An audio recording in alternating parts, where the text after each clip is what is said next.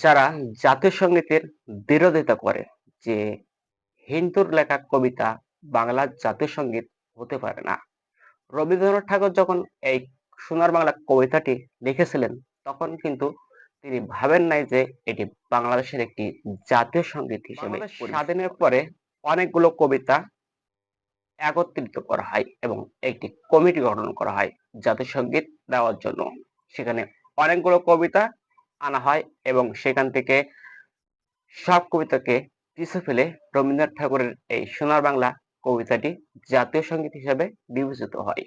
রবীন্দ্রনাথ ঠাকুরের কবিতা বলে হিন্দুর কবিতা বলে এটা নিয়ে কেউ বিরোধিতা করেন নাই তখন।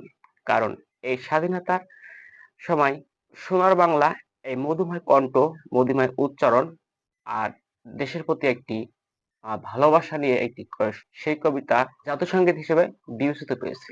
স্বাধীনতার ৫০ বছরেও কি পেরেছে যে দেশের মমতা নিয়ে, দেশের মধুর কণ্ঠ নিয়ে একটি কোনো কবিতা লিখতে? তারা কেন এই জাতীয় সঙ্গীত নিয়ে বারবার অপচেষ্টা করে? যদি পারে তারা একটি দেশের প্রতি ভালোবাসা রেখে সুন্দর একটি কবিতা তো লিখতে পারে। তারপরে সোনার বাংলার পরিবর্তে সেই কবিতা যদি বাংলার জনগণ পছন্দ করে, সেটা পছন্দর হয়, তাহলে সেই কবিতা জাতীয় সঙ্গীতও হতে পারে। তো তারা কি কখনো পেরেছে এটা?